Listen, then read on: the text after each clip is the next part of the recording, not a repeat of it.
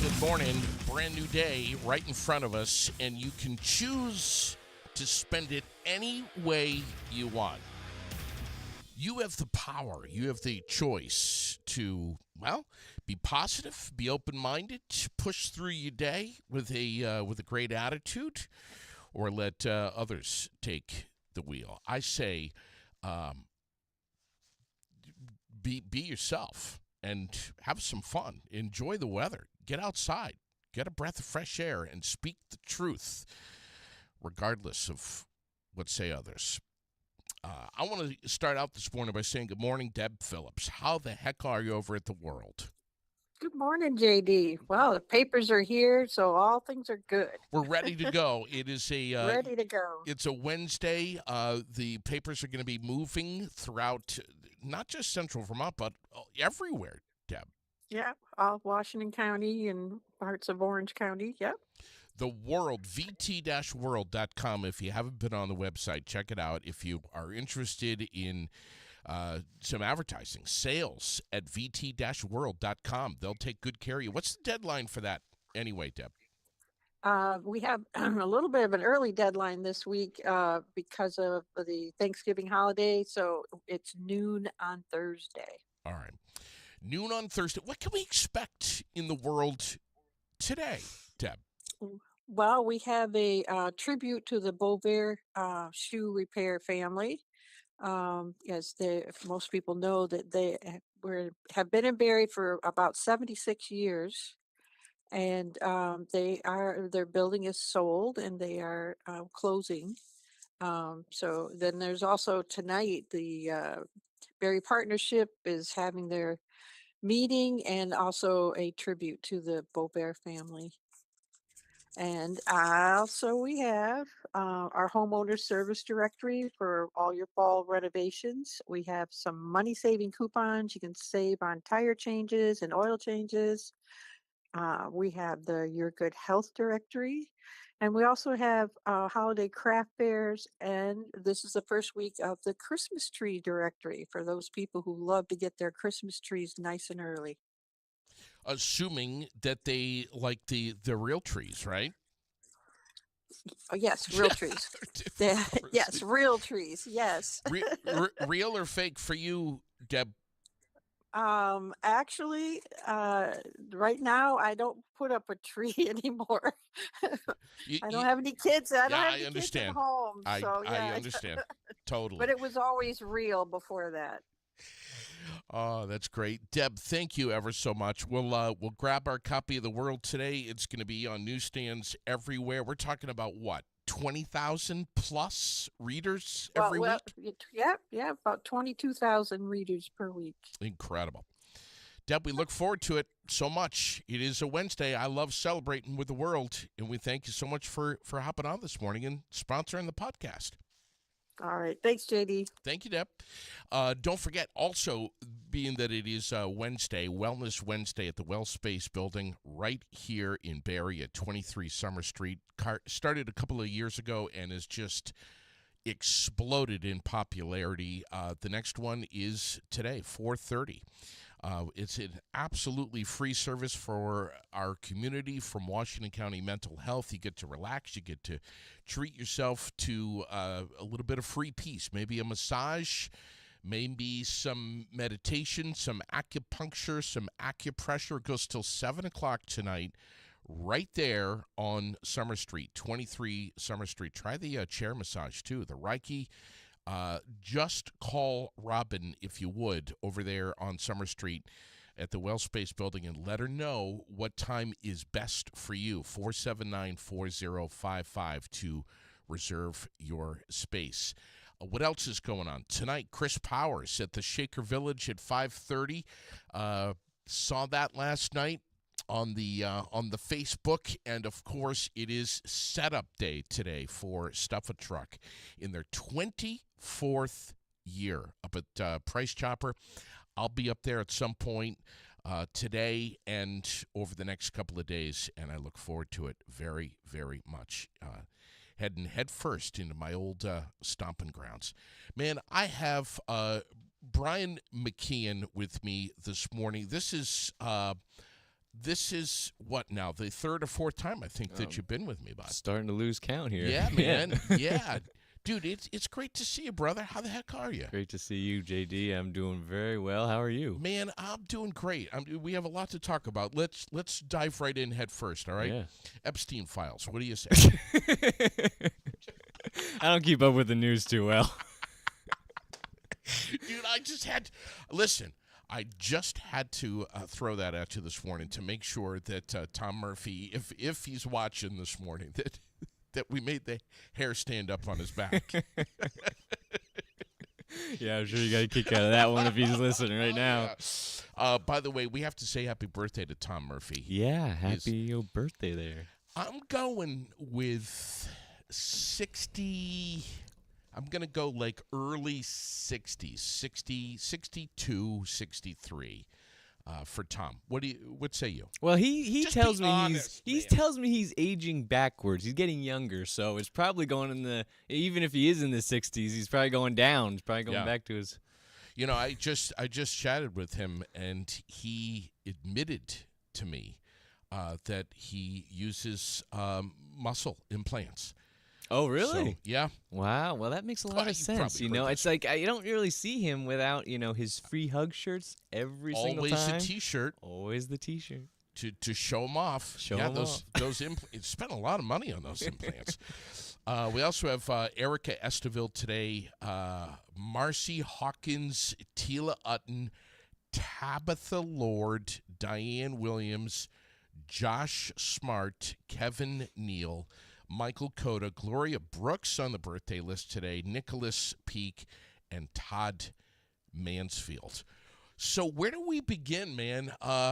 This is like, I just had Rick on last Wednesday, which is always incredible. Yeah. Rick Yarish, he read his book, Bridge Named Amos. Bridge Named Amos. Yeah, it was really amazing. Yeah. I helped a little bit with that project, putting the pictures and stuff together. Like the artist Kevin Cannon just did an amazing job. Yeah. Yeah, he did. Yeah, dude, and that was actually one of my favorite projects to work on. Just seeing that thing come together and getting it out to everybody has just been awesome. And now he's given people free downloads of it. Yeah. Oh yeah. We got the free downloads going right now. Get on Facebook, get your free download. You get to watch the audio version as well, read by Rick. Yeah. So yeah, get on that. He is so all of you guys are so inspiring. Many of you just look at what so many of us do in our culture and in our society, negative stuff, and you guys face it head on, and you're like, yep, aware of it. We're going to talk about it real transparently, and it's from just general negativity, bullying, what have you, depression, mental wellness. You guys really take it on, man. Everything. Yeah, well, we like to, we do deal with all that stuff, but we like to come from it from a strength-based approach. Yeah. It's like those things are there, they're real. We have to be aware of them. We have to work on them. But how do we do that, And you can live in the deficit, and you can say, you can point at the problems all the time and stuff, but, how do we start fixing these things? Yeah. And that's where we come in. We focus on taking the strengths of your community and trying to help everyone leverage those by just building community, understanding each other. Right. And it's the challenging stuff that you go through that becomes your strength for other people. Yeah. I went back and rewatched one of the last podcasts the last podcast that you and I did together. And one of the conclusions that I got from it, one of the things that I was thinking when I was listening to it is what you're talking about right now, I think begins by yourself. It begins with you being alone with yourself.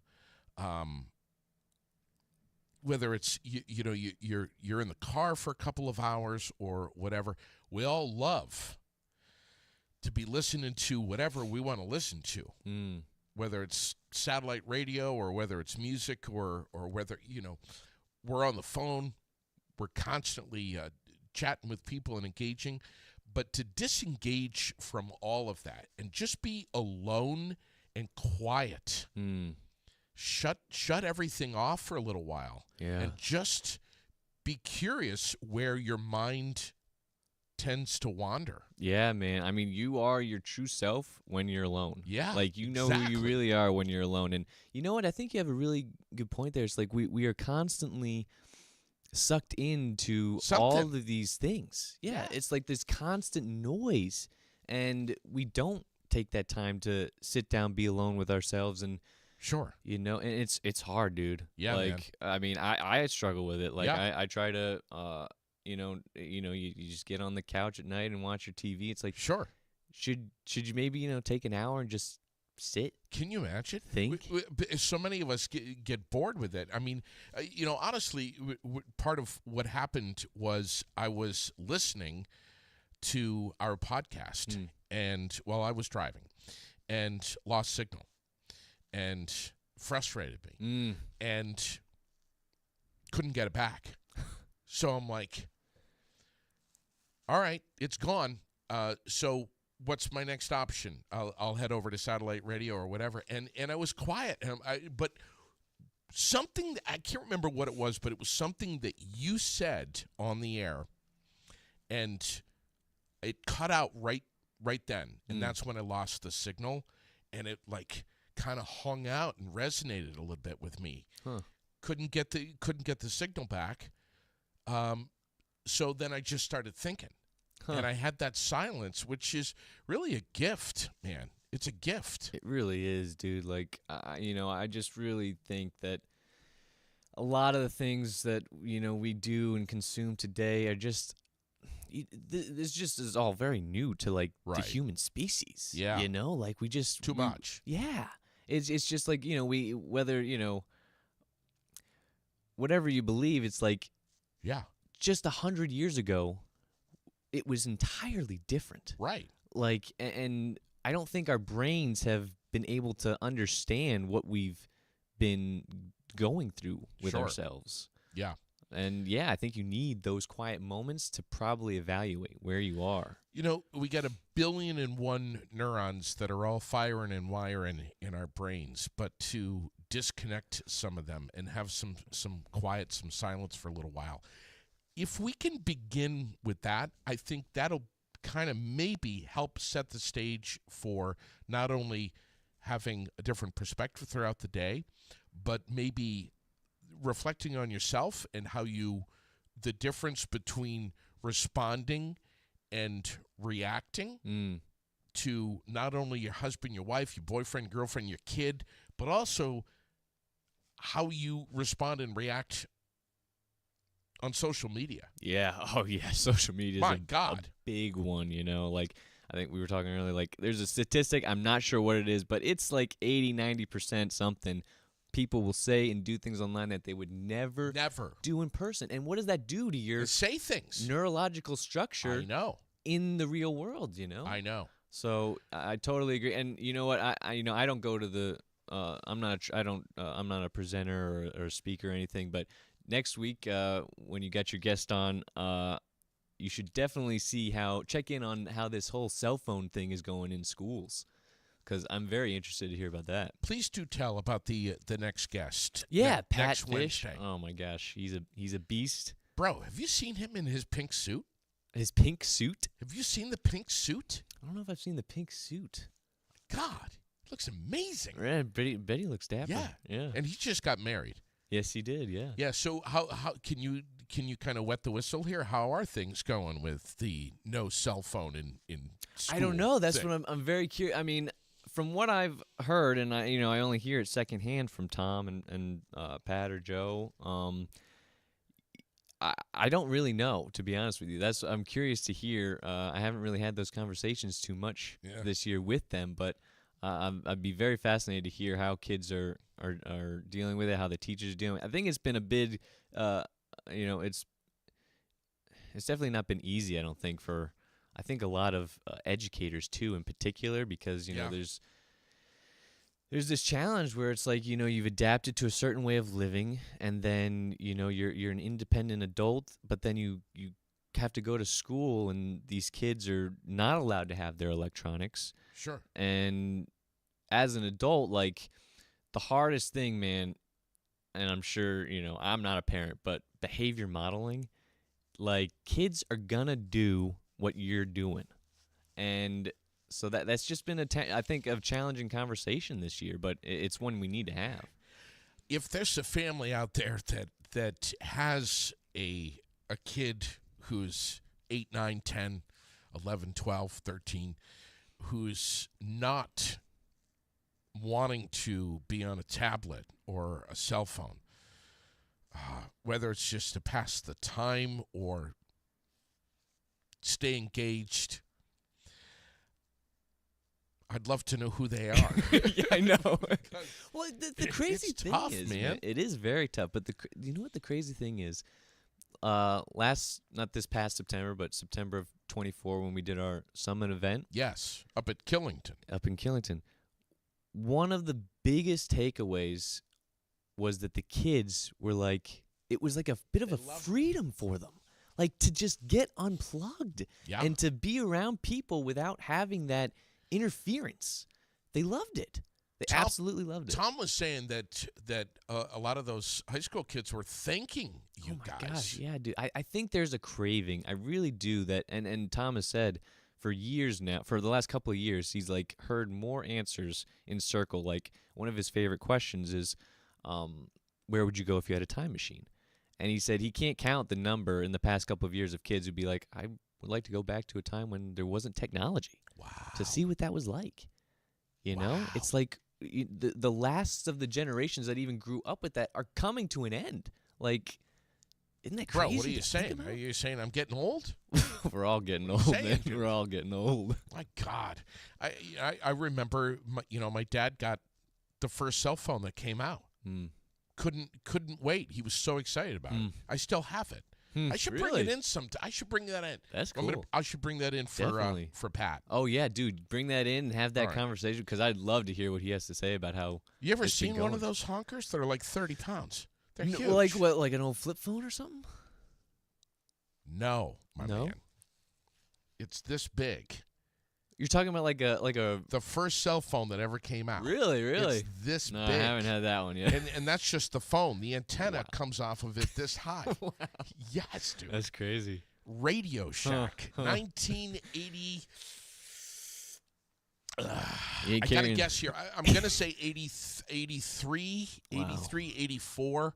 Huh. $1,200. $1,200. Yeah, and there wow. And there was one tower where we lived. Wow. And man, if you were lucky enough to get a bar, you had to pull over. Wow. I mean, there was no Yeah, driving. you just stop and you're like, I You- gotta stay you here were- for a while. Yeah, you had to stop. Hmm. And you had the luxury of actually connecting and making a phone call from somewhere other than home wirelessly. That was the luxury. That's crazy. Yeah, there was no driving down the road, continuing on a phone call. I really resonate with that though, because me and Tom, you know, we're always on the phone. Like, Yeah. he probably talks to me 3, 4, 5 times a day at least on the phone, and My a God. lot of the times he's driving and it's going in and out, and like, oh, Tom, didn't hear you. Yeah. You got to repeat yourself. Yeah, has he ever hung up on you before? What, like his little Yeah. trick thing? Or Yeah. whatever? Oh yeah, a couple times. Does that all the time Yeah, to me. yeah. Does that to Rick too. Yeah. Oh yeah, yeah. Yeah. One time I was we were filming a little leadership presentation he was doing, and he like called Rick to ask him about something. I can't remember what it was, and he did it in front of the kids, and yeah, they got a Oh, ride out really? of it. Yeah. That's awesome. Let's talk about some of the big staples that Sweethearts and Heroes hangs their hat on, which is hope, empathy, empowerment. Mm. Which one of those three is one that is nearest and dearest to you that you love to bring to the table? Hope, empathy, and what was the other one? Empowerment. Empowerment. Gosh, well, I think I think hope is kind of essential. Like, to be honest with you, it's like almost a foundational human need, to be honest. Just with the craziness that, not just our modern world, but life in general. It's like Yeah. there's a lot of challenging stuff, man, a lot of suffering. Like, Yeah. so I think hope is like a foundational thing. Uh, but I think the empowerment part, the action part, is the part that not only perhaps is the most important, because we can talk about all this stuff. We can maybe even have internal hope for ourselves. But if you're not acting upon anything, Yeah. what good is it? So I think action and empowering the students that we talk to, the teachers that we talk to, everybody that we talk to, empowering them to take that action, I think might be the most vital piece, because that's where change, I think, happens. Don't just talk the talk, walk the walk. Yeah, you got to walk the walk. And it's tough, man. It's not, that's why, for every theoretical book, like, I don't know, there's like for every like 10, 20 theoretical books, there's like one on practical action, and 13 Pillows is a book that you wrote. And I want you to tell us about that, because that kind of is incredible tool, not just for teachers, but for anybody that says, I want to take action. I want to empower myself or empower others to take the right steps into making a positive difference for others and myself. But I don't really know how to get my hands dirty. And start with first gear, and that book does it. Yeah, well, the first pillow, Tom and I co-wrote the book. The first pillow it's a marathon, not a sprint, and that's just like, it's like the one that really stands out as that starting point, because this stuff that we do, the stuff that we talk about, life in general, it's a marathon, man. Yeah. It's like, and it's counter to this modern instant gratification. Yes. And we want that instant gratification. We want those quick fixes, those quick solves, those quick dopamine hits. But yeah, real change, real success, really comes with time, I think. And all the principles in there can be applied to anybody, not just that. It's called 13 Pillows for Effective Teachers, but we're actually thinking of doing a new edition where we might update some stuff in there as well. We'll see when we get to that, but they're principles and axioms that anybody can look to and implement. Last night, when my head hit the pillow, one of the things that I was thinking about was something that presented itself to me during the day yesterday. And I had to make a quick decision. And after I made that decision, I realized that it wasn't the best decision. And I had to let that, I had to allow a little bit of time to process this and let it kind of fester a little bit. And then I realized that as uncomfortable as it was going to be, I had an opportunity to reverse that decision.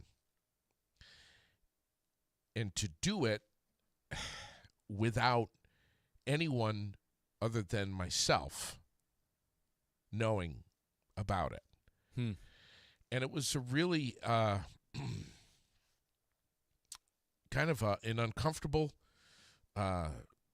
situation for me, but I did it. And it was one of the last things that was running through my head before I went to bed last night, is I said to myself, I'm glad that you went back and did that. And no one on the planet Mm. knows. That's so. What's the significance with the pillow? Because a lot of us hear, 13 pillars. Yes. So, what's the pillow? Yeah. It's what I'm talking about. It's exactly what you're talking about. It's that pillow test at night, where you lay down and you ask yourself, I'm glad I did, or I wish I had. It sounds like you had a great I'm glad I did moment yesterday, and that sounds awesome. And it is fascinating. It's like nobody else in the world is gonna know about it, perhaps, but that's something you're gonna carry with you, and that's probably a whole discussion on what that's like, because a lot of times we talk about the things that we're gonna do or the things Yeah. that we did, and it almost kind of like tricks our brain into Sure. thinking we've already done something, or that we're a little bit more, I don't know, but Yeah. I don't know. I think either way, if you can say to yourself, I wish I had, or I'm glad I did. I think either way, if you can honestly ask and then honestly answer, and the answering is, That's the tricky part. That's- That's the tricky part. that's Being the honest tricky- with yourself oh hell yeah, man. is tough. If you can do both of those, just to yourself. You don't Yeah. have to talk. You don't have to say this stuff to your wife Yeah. or anyone. Yeah. But if you can ask both of those questions and answer both of them, you're instilling personal growth. Oh yeah, for sure. I mean, just the fact that you even do it is the act that I think you do. The more you do something, it just becomes habit. Right. And nobody's perfect. It's like so having those I wish I hads, is just as vital Sure. as the I'm glad I did. Yeah. Because like you said, it's growth, and life is all about growth, I think. And Yeah, right. the minute you stop growing, I feel like is the minute you start dying. Sure. Yeah. Sure. And if you really, wow, that well said, man. Well said. And if you really want to take it a step further, jot these things down. Yeah. Oh, yeah. Jotting know? it down probably makes it even more powerful. Put it in your phone, and just go back and look at something from a month or two earlier. Yeah. Of like, oh yeah, wow, I am glad I did that. Yeah. You look back at that and you see the growth, the trajectory that Right. you've been. Yeah, it's encouraging. Yes. Yeah. This book, 13 Pillows, free download. Free download. Yep. There's I think it's out there. I don't know if we made a post about it lately, but All right, get on Facebook. we'll be coming out with some holiday things like that this December. So, Wow, yeah, what be on the an incredible gift idea that would be. 13 pillows for effective teachers. Yeah. But let's not please limit it just to teachers. No. Man. I mean, this book is, yes, no brainer. All teachers, no matter what planet you're on, should read this book.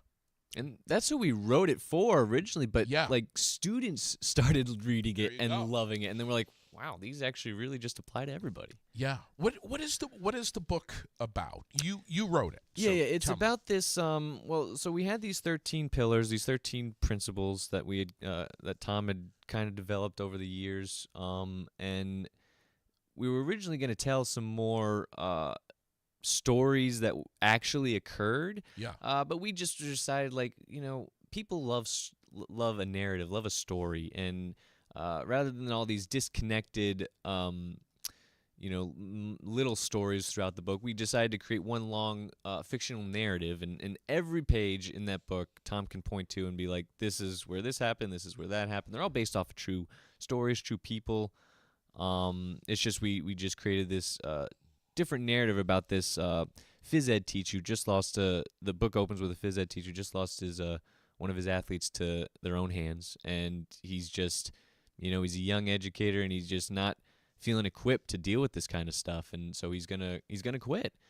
But then out steps out of the shadows. How much of that is true? How much of what is true? That story? Oh, well, the Bruce, his name is Bruce in the book. He that's the fictional part. But the person it's based off of is This kid named, I think, Evan Yarder was the young man who took his own life, and Evan was just one of those invisible kids, as time will tell you, that, like, you wouldn't know he was in the room until he was gone. And Wow. yeah, and it was just very sad, very tragic thing. But from those challenges, that's where this custodian steps out and helps Bruce understand that not only do we have to keep hope going, but other people are dealing with similar challenges. You never know who's dealing with what, and so you can't give up. You have to have that hope, and that's what this custodian brings to Bruce. And these 13 lessons that he helps them connect with the students and connect with other teachers in school, and just starts that change. And it's a custodian. Yeah, it's the custodian that steps out of the shadows here. He's an old retired educator from the inner city, wherever that is, and he's just lost his wife to cancer, and he's just kind of old, but he wants to get back into just helping people. And the custodian, it's like my grandfather used to say, when he had a lot of different odd jobs here and there, and he used to teach, and he would always go to the custodian to find out anything about the school, because the custodians, they're the ones that know Everything. the goings on. Sure. So they're the ones that, like you said, that nobody knows what they're doing. They probably barely get appreciated the way they should be appreciated. Sure. But they can be the ones that can honestly give the most hope and be there for people. So yeah, it's a really cool story, and yeah, you should definitely read it. Yeah. No, I've got the audio version, which like everyone else, I'll catch one, I'll catch two. Yeah. And I need to go back to it, and it gets lost in the shuffle. But it really shouldn't. What I need to do is, and maybe I'll do it through the Thanksgiving. Yeah, that'd be holiday, a great one. Is finish listening to it. Yeah, yeah. Narrated by Frank Gerard. Yeah, he did a great job. We found him, and yeah, he did a fantastic job narrating, and got some great character voices and stuff. So Yeah. yeah. What's another pillow in there of the 13 that I think you think might resonate the most? I think especially this, as we're getting into these holiday season thing, like wilting flowers, I think is a big one. And I've been reading this other leadership book recently, and it's talking about this, when you have this, what they call this helpful sense. Yeah. It's almost like that instinctual. It's like you see somebody out there, say, and they drop their groceries. Your automatic internal human instinct is to be like, oh, I should go and help that person. But we often start to talk ourselves out of it. The minute we have that instinct, we start making excuses for, why I shouldn't go over there. Like, it's not my business. Some of this is literally at lightning speed. Oh, yeah, it happens like that. And I think wilting flowers is one of those ones where people know there's something going on with somebody, and they choose not to do anything about it. And I think that's perhaps one of the most dangerous things, man. Albert Einstein said this world is in a dangerous place because of the bad people. It's the dangerous place because of the people that don't do anything about it. And wilting flowers is about, if a lot of times the wilt isn't on the exterior, it's a lot of times on the interior and stuff. Whoa. But it's about not walking by those wilting flowers, man. You gotta check in. You see something that's off. You notice certain baseline behaviors changing, like somebody's sitting by themselves where they're usually very social. Somebody's giving away. We've been working with a lot of linemen lately, and one of like a telltale sign is like they start eating by themselves. They start giving away their tools, and it's just something's going on. And if you don't... And they can do it with a smile on their face, too. Oh, they can absolutely... They probably most often do it with a smile, It's like those people that hide behind that smile are sometimes the ones in the most pain. And Robin Williams, for instance, So There you go. walking by wilting flowers is perhaps one of the most dangerous things you can do, because the more you do that, the more you walk by those wilting flowers, it probably becomes easier to walk by those wilting flowers. And so you have to, when you have that helpful sense to help other people, you got to act on it, man. Action. It's all about that action. If you don't take it, what could happen if you Wow. don't take it? Think about that one. You and your brother Josiah are some of the most inspirational guests I've ever had on the air, that I've ever interviewed. Your parents, tell me about your mom and dad. And you're answering for Josiah also. Yeah. So we grew up, I think Because I think they did a great job.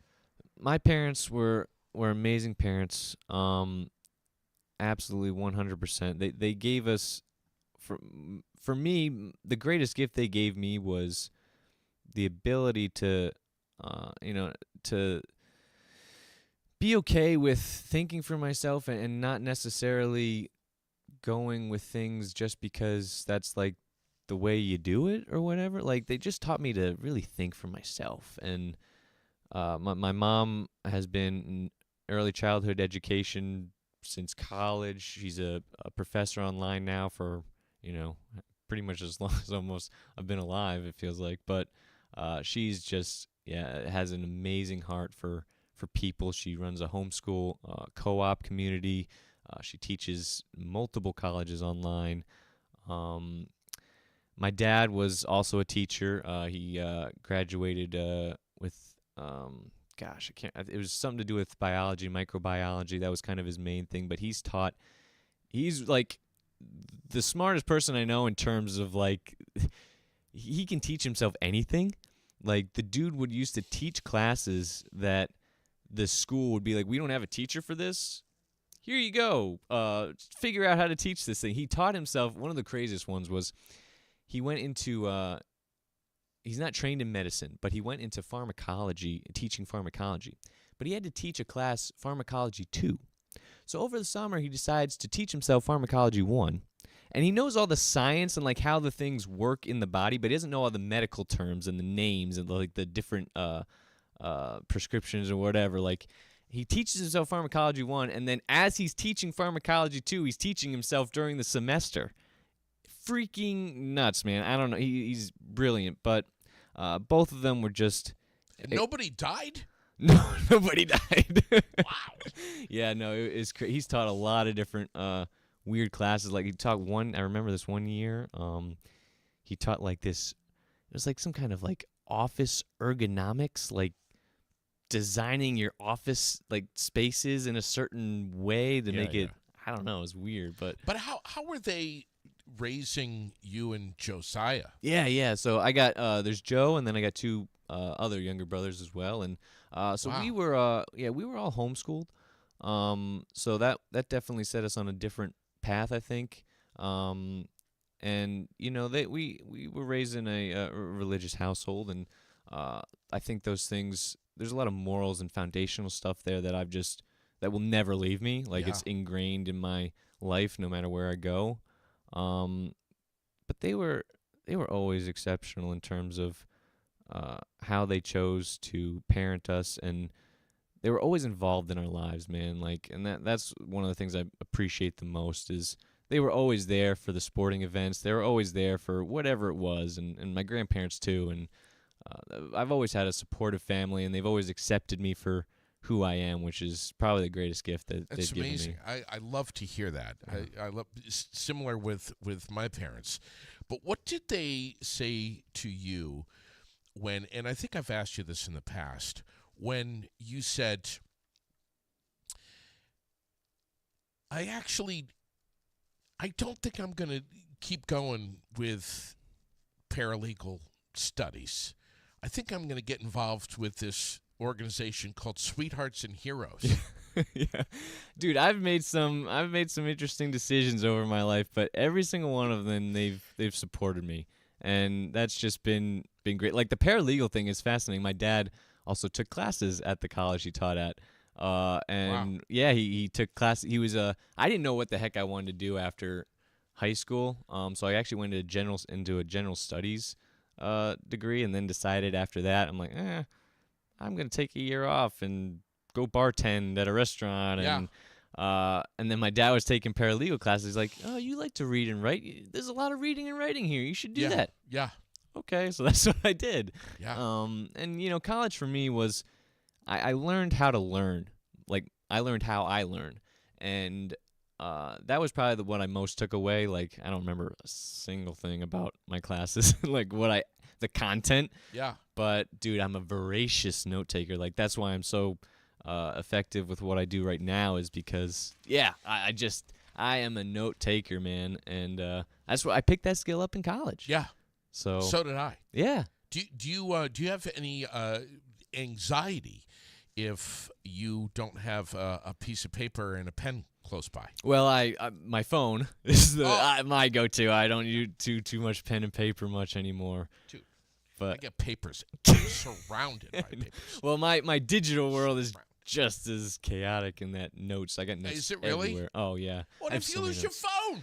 Yeah, then I'm in trouble. Bro, or maybe okay, because I drive my wife. Absolutely, you should see my kitchen table. But you know what? I know where every single piece of paper is. Hey, yeah, that's what matters, man. Every one of them. but so here's mom and dad supporting you no matter what it is, what path you want to go down. Yeah. But now you're doing a lot of the administrative stuff for Sweethearts and Heroes. Yeah. Tom should have you more. Tom, if you're listening right now, should have you more with people, with the kids. Well, it's my decision, actually. I'm not, yeah. I love what I do, man. Like I'm not a, it's not that I couldn't probably put myself in that kind of a role, but I love to. I like to think about these kind of things all day, and I just doing research, writing things, and I like to. I'm a very I don't want to say I'm OCD, because I know there's but I'm a little bit of a specific way type freak. So I'm just really good at spreadsheets and emails, and so it's just my strengths. Yeah, I understand, and Tom knows how to tap into that well. He absolutely does. How did you get involved with Sweethearts and Heroes? How did this? What was the fruition of this? Well, Tom knew I was in my younger years. I was kind of like an aspirational author, and so he knew I liked to write. And what he wanted to do was he wanted to take this message and he wanted to turn it into a stage play. And I still got the original, and it's terrible. I think it's my personal writing at that time was not at the level it is now. Not that the content or the story or whatever is terrible, but my level of writing I feel like has improved so much. Yeah. But that's kind of where it started. And then we got into the 13 Pillows. That was kind of my first big real project that came together with them. And then it just kind of snowballed, man.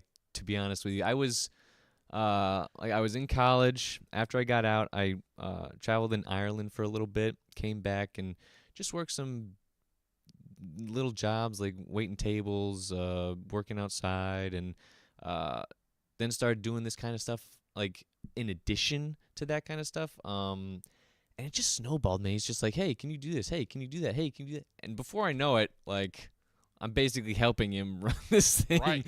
And now it's just 24/7 when I think about what I do. And yeah, it became, it's I feel like we are in this new era of philosophy and psychology and all this stuff. Like the ancient Greeks, trying to go out and get these people to, see these new things in a different, they're the same things in modern wording, modern whatever. So yeah, I love it, man. And a whole different conduit to everything, man. Everything is connected now. Yes, very much so. And that's one of the things I actually work a lot on is we just partnered with this group, this online platform Thrively, which is a great strength-based learning platform. And we're getting all of our content on there so we can actually start getting this out to people. Like, our stuff isn't about online. Our stuff is entirely about in-person stuff. But how do you get this stuff out? Like, we just are limited in our, manpower getting this stuff out. So the vehicle of the online platform is where we're going with it, and I write all the curriculum for it, and everything. So yeah, I just love it. Is that? Can we see that? Can we? Can you bring it up? Yeah. Yeah. I mean, like right now. Not right now, Oh, but maybe I can. Yeah, drop in the a link. future, I could certainly send you some stuff on, like, we got I think 12 standalone courses right now. Okay. From our foundational message for middle and high school and elementary school to some what we call our daily dose of hope with Rick, which are just some great quick lessons with Rick on empathy, awareness, action. We got our circle series. We got a set of 3 master classes that kind of all come together. We start with the how you do circle. We call it our Weaver series. Then we move into our Wonder of Circle, which reveals the science behind it. And then I'm actually finishing up what we calling our Wardrobe of Circle, where there's these foundational pieces we call the sword, shield, and armor of Circle, which is a lot to get into, but it's these things on generational awareness, on autonomy, basic psychological needs, autonomy, competence, relatedness. It's just, wow. I love writing this content, man, and I just think it's so valuable. And I hope it's really starts to spread in that digital realm to educators stuff, because it's all the stuff we've been teaching in person. It's just like, how do we get it to more people? Yeah, I mean, you guys are so engaged with kids, with students, but you're this message of hope, of just being a good person, being resilient, but being a good person is really working its way beyond just the student and the kid and into the administration, into the minds of adults, which is got to be a little different trying to penetrate that, because, man, adults are stubborn, man. We're set in our ways. Well, it's fascinating. We know what right, works. right. And it was fascinating because I was like, when we started in the summer doing these circles with linemen, I was curious how Tom is going to take these circles that we do with students, like, which work brilliantly, every time. Circle is the art of sitting in a circle, and communicating, going around the circle, speaking. Yes, or not. It's actually, as just as much as it's about the sharing, it's probably more about the listening. It's about the listening, and that's that space where we take out the distractions. One of our primary one of our primary guidelines or needs is a private location, like where we're away from the distractions and we're sitting embodied face-to-face with each other. And we're all on an equal plane. It's a circle. Nobody's in charge of the circle. The circle moderates itself. And oh shoot, I forgot what I was going with. That's very true. I mean, there's no necessary direction with it. I mean, everyone speaks. Well, not everyone, but most people speak. But everyone has to listen. Yeah, that's interesting. And that's the tough part, man. Yeah. But by the time we've gone around to the beginning of that circle where it started, the topic or the question that will be posed by Tom or anyone who's leading the circle, we might be onto a whole different topic. Oh yeah, that's what I was gonna say. So I was wondering how he's gonna do it with these linemen. I'm like, did you do it any differently? He's like, no, I did it just the way I do it with kids, and it works, man. And he said, like, the last circle I think he had yesterday, he's like, he can't. We try to come in with a bit of a structure with our circle to kind of lead people down a unified direction, but you have to listen to the circle, man, and you have to pivot with the way people are answering, with what the circle, where it wants to go. And he came in with a plan yesterday, and it completely derailed. They spent like an hour on the first question, And that's where that master weaver we call comes in. It's like where you got to be able to pivot Sure. with the same, kind of maybe intention, but going with the circle. When these students or these linemen or anyone for that matter walk into a room and see a circle of chairs, Is this therapy? oh my God, do I have to be here? Yep. Do I have to do this? Oh my God, I'm going to be so vulnerable. Oh, that shit gets, like, that mindset gets destroyed almost immediately. It does, Once man. that conversation starts, you're not thinking that way. No, because it starts before the conversation. We start with our activators, which is all about fun, man. Yep. That's what people love, to have fun. Yep. That's how we learn. Yes. And so we always, it's the number one thing. If you don't even get to a circle question, Right. play your activator. Number one brain rule is motion. That's from the great John Medina and his 12 Brain Rules. It's a great book. But motion is the number one brain rule, man, and everybody loves to have fun. Jeez. And that's why when you sit down in the circle and, most people are like this when they start, we get up, we play our activator. Yeah. Your motion creates your emotion. Interesting. Yeah. So that's why our circles are different, man. And there's a lot of other reasons why, but activation is just primary.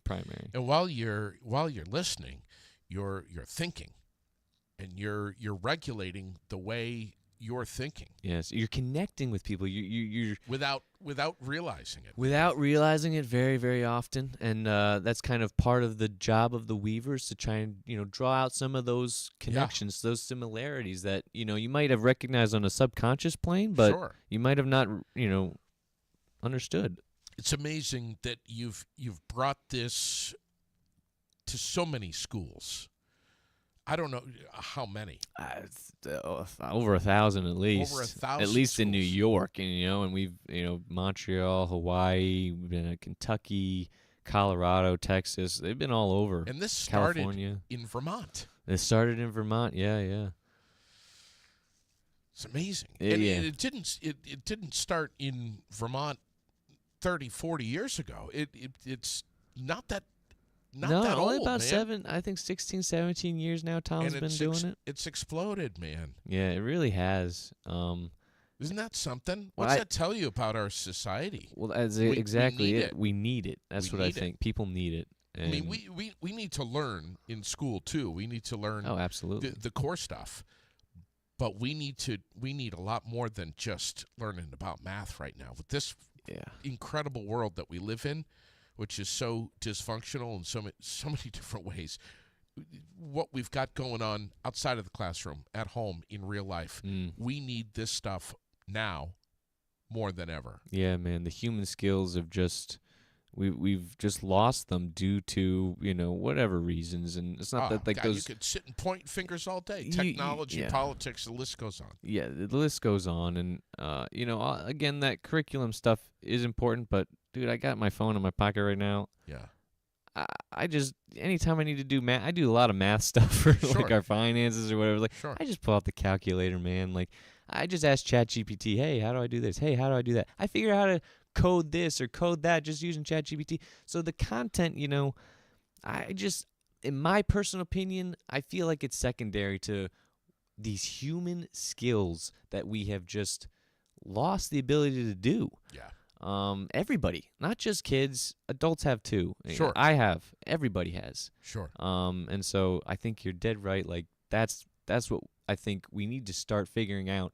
How do we transition from this age where you had to remember things because you didn't have instant access to any information that you wanted, and how do we transition now to pairing that with developing empathy, developing awareness, teaching kids how to operate in this world, man. Yeah. Like it's getting wilder by the day, and we got to start catching up on how we teach kids to do things in life. It's powerful stuff. And what you're as I'm sitting here listening to you, I'm listening to you, but I also have some thoughts in my mind Yeah. about relating what you're saying to things going on in my life, situations, Yeah. stories, Yeah. people, relationships.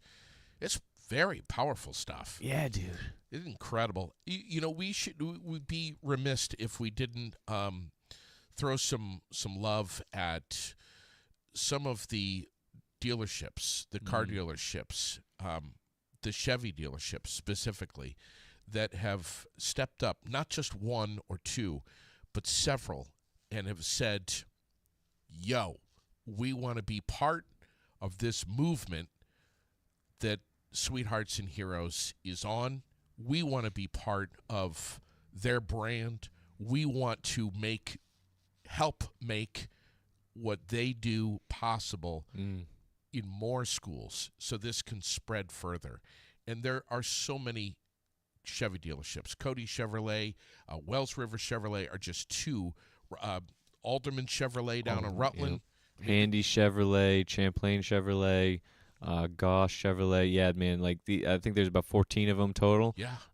And you know what? They just care about their communities, man. And that's what we have to get back to. It's like we're in this globalization thing where it's like we're worried about what's going on in China. We're worried about what's going on in the Middle East.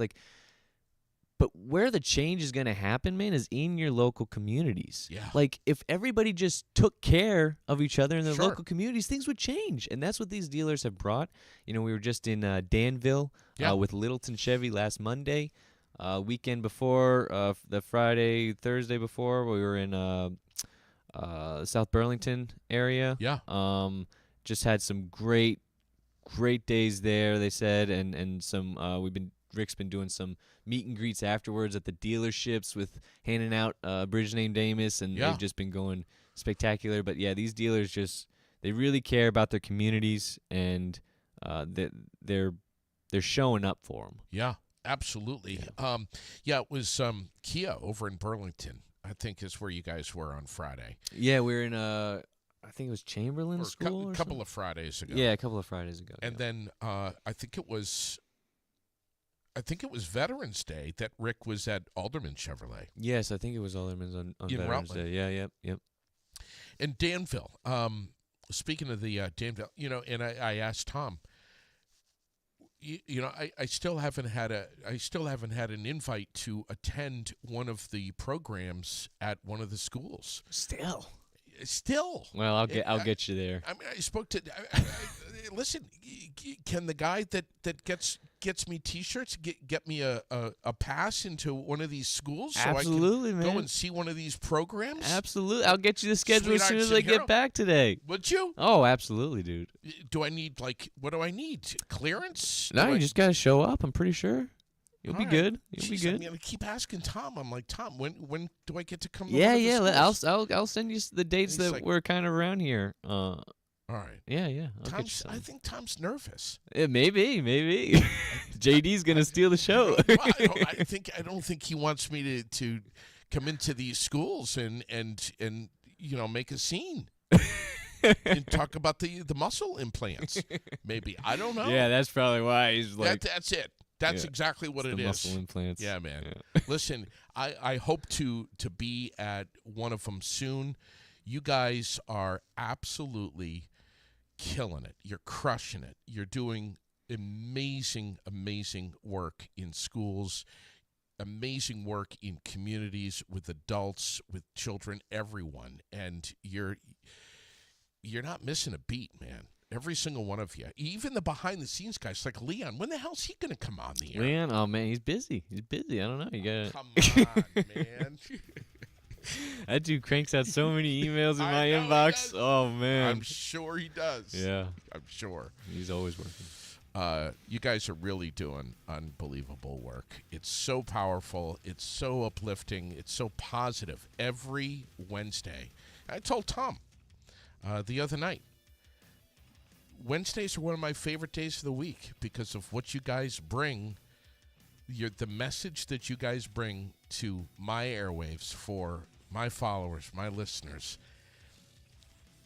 We need more of it, man. Well, we just appreciate you, JD, and that we're allowed to be here every Wednesday. I tune in every Wednesday, man, and just hear the conversations, and they're always great. And It's amazing yeah, stuff. we love being here. I always feel positive. I always feel inspired to be better, do more, think differently, Yeah. carry on through the rest of my day with a different mindset. Wellness Wednesday. Yeah, man, exactly. Listen, sweetheartsandheroes.com. Yes. Please get on there, folks, listening this morning, and support this organization. Learn more, see what they're doing, share their website, get on their social media, have a look. I mean, the Instagram, everything. You guys are just, you're turning into a bunch of monsters. You guys are huge now. Yeah, it's getting wild, man. It's It getting is. wild. Our schedule is pretty much packed through the rest of the school year. It's crazy. Amazing. Yeah. And if your school is not yet involved, sweetheartsandheroes.com. Yep. That's where you should go. Start right there. Yep. Reach out. info@sweetheartsandheroes.com. Send us an email. We'll get back to you. Yep. Get on the list of schools that are waiting. Yeah. We're starting to look towards next year at this point. Yeah, so Unbelievable. definitely get on the train. Unbelievable. Yeah. Thank you so much, brother. Thank you, JD. I appreciate you so much. Listen, if this episode of Aired Out has got you, share it. Drop a comment. Give a like right now. Give a thumbs up. But mostly share it. Follow. Make sure that others are hearing and seeing exactly what Sweethearts and Heroes is doing. I'll be up at Stuff a Truck in a little bit here, and I am so much looking forward to showing you the setup day for the big event, year number 24, which is kicking off tomorrow. Price Chopper in Berlin.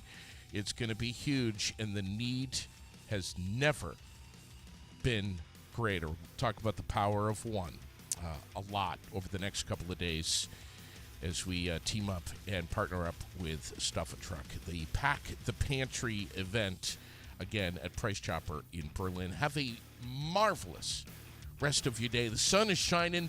The air is crisp and cool. And you know what? It smells great. Get outside today if you can. We'll catch you soon here in the Aired Out Podcast.